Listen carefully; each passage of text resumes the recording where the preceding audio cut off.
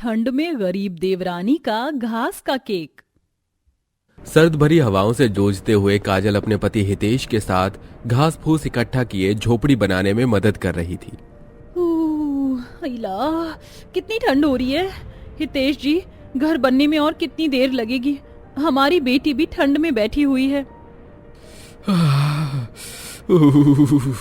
बस हो गया, हाथ कांप रहे हैं, वरना अभी तक घर के अंदर बैठे होते। तुम लकड़ी इकट्ठा कर लो, हम वही जला देंगे। पापा मम्मी जल्दी चलो ना, बहुत ठंडी लगी है और भूत भी।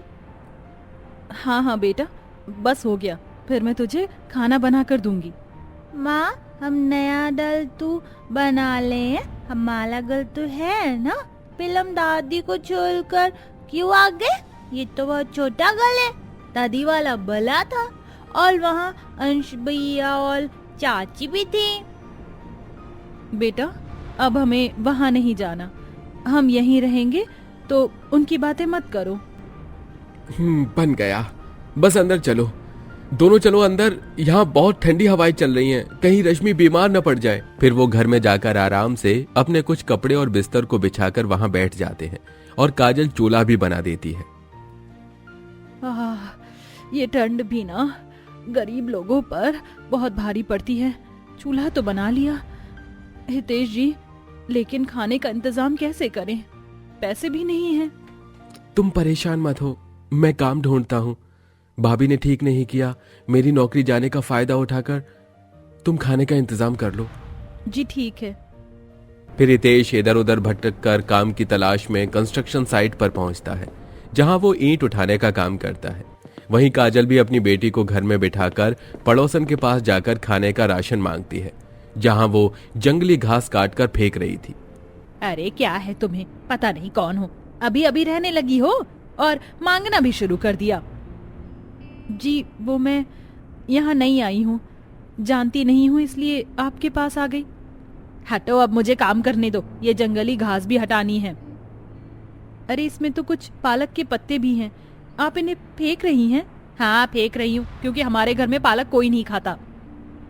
अगर आप बुरा ना माने तो इस पालक के पत्ते को मैं ले लूं? हाँ ले लो, पर जाओ यहाँ से।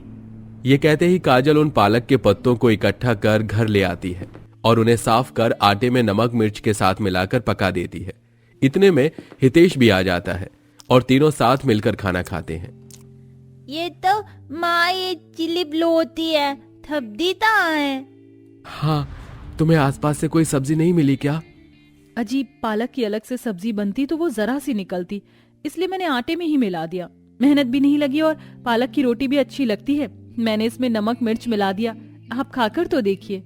अब गरीबी है तो थोड़ा तो सहन करना ही पड़ेगा। हाँ ये भी है। चलो रश्मि, आज पालक वाली रोटी ही खाकर देखो। अरे भाई, तो सच में बहुत टेस्टी है माँ, पर सूखी लोती है। चलो आप भी खा लो। जी हितेश जी, हमारे पास कोई कंबल रजाई नहीं है, कुछ इंतजाम कीजिए ठंड भगाने का। सोते समय थोड़ी लकड़ी जला दूंगा, आज से झोपड़ी गर्म हो जाएगी थोड़ी। जी खाइए ना रोटी, ठंडी हो रही है। फिर सब खाना खा लेते हैं। हितेश लकड़ी जला देता है, जिसके बाद वो हाथ ताप कर पतली चादर ओढ़कर सो जाते हैं। ऐसे ही कुछ दिन उनके बेहद गरीबी और ठंड में गुजरते हैं। ठंड से काजल के हाथ भी सूज गए थे। उसी दिन पड़ोस में किसी बच्चे का जन्मदिन था, जिसके जन्मदिन का केक देखकर रश्मि काजल से केक खाने की जिद करती है। नहीं माँ, नहीं नहीं नहीं माँ, मुझे तो तेज खाना है, तेज खाना है। उन लोगों ने मुझे तेज नहीं दिया और गली बोलकर चिल्लाया, तेज दो वरना मैं दादी के पास चली जाऊंगी। हे भगवान, इसने तो जिद कर ली है। अगर ये सच में चली गई तो मैं तो उसको ठंड में ढूंढती ही रह जाऊंगी। मुझे इसकी बात माननी ही पड़ेगी। अच्छा सुन, मैं तेरे लिए सुंदर सा केक बना दूंगी, ठीक है? अब चुप हो जा, यहाँ बैठ, बाहर नहीं जाना, ठंड हो रही है। फिर काजल बाहर जाकर रेखा के आंगन से कुछ पालक के पत्ते वाली घास ले आती है और अपने आंगन में भी वैसा ही घास उगा देती है। ये मैंने सही किया है, बार बार उनके आंगन में पालक के लिए मुझे जाना नहीं पड़ेगा। कुछ दिनों में यहीं पर पालक उग जाएगी। अब उसके लिए इसी से ही आटे में मिलाकर केक बना देती हूँ, और कोई तरीका भी नहीं है। वो तो शुक्र है मुझे केक बनाना आता है। फिर काजल पालक को पीसकर चीनी मिलाकर मिश्रण को एक गहरी प्लेट में रखती है और कढ़ाई में नमक डालकर उस गहरी प्लेट को उस पर रखती है, जिससे चूल्हे की बदौलत वो केक बेक हो जाता है और कुछ ही देर में काजल अपनी बेटी को केक खिलाती है। ले बेटा, मैंने तेरे लिए केक बनाया है। वाह माँ, ये केक जितना सुंदर लग रहा है उतना ही खाने में डिलीशियस है। ये आले चीनू, तू आधा आधा केक खा ले, मेरी मम्मी ने बनाया है। ओके। फिर शीनू केक खाकर काजल की तारीफ करती है। इतने में उसकी माँ आती है और उसे केक पसंद आ जाता है। अरे आप तो बहुत अच्छा केक बनाती हैं। मेरे बेटे का कल जन्मदिन है, आप प्लीज यही वाला केक बनाना। इसका नाम क्या है? घास का केक है, उसी से ही बनाया है और ये ठंड में कोई नुकसानदायक भी नहीं है।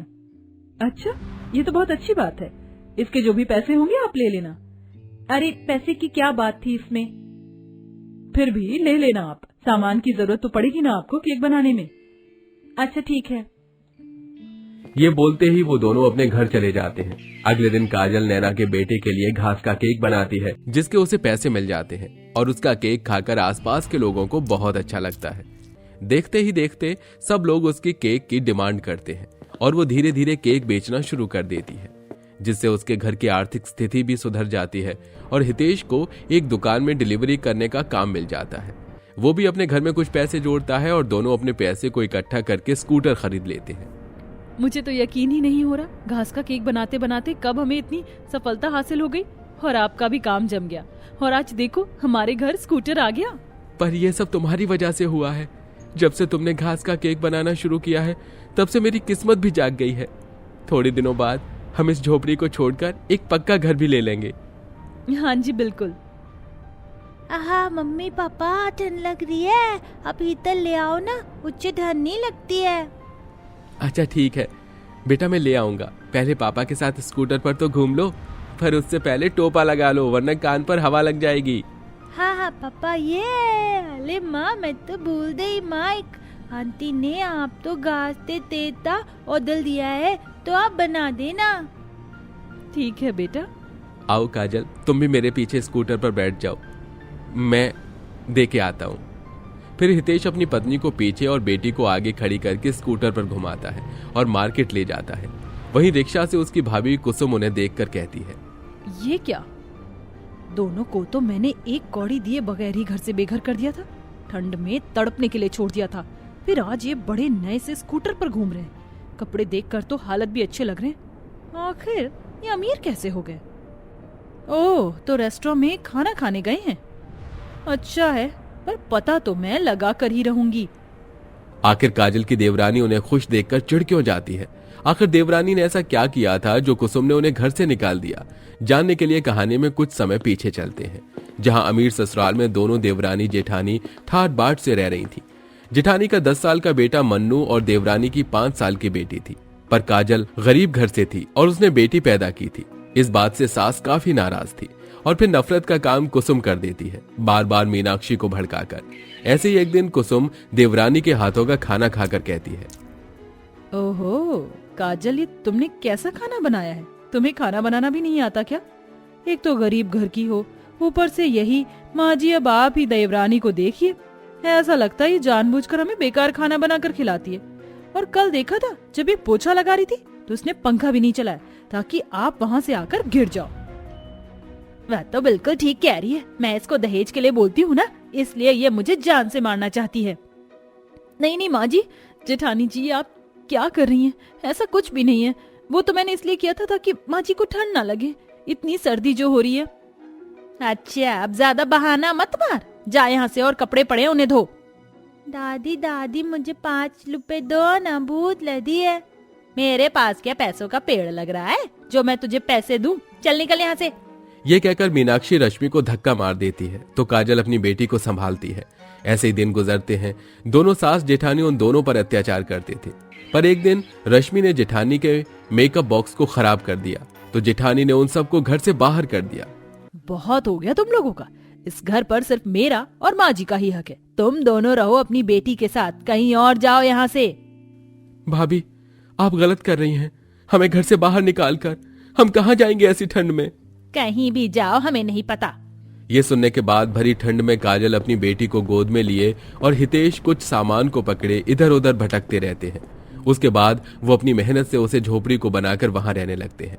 वो लोग रेस्टोरेंट से बाहर निकलते हैं तो कुसुम कहती है, अरे तुम्हारा ही इंतजार कर रही थी। तुम लोगों के पास फूटी कौड़ी नहीं थी, फिर आज ये नया स्कूटर, रेस्टोरेंट और पैसे कहाँ से आए?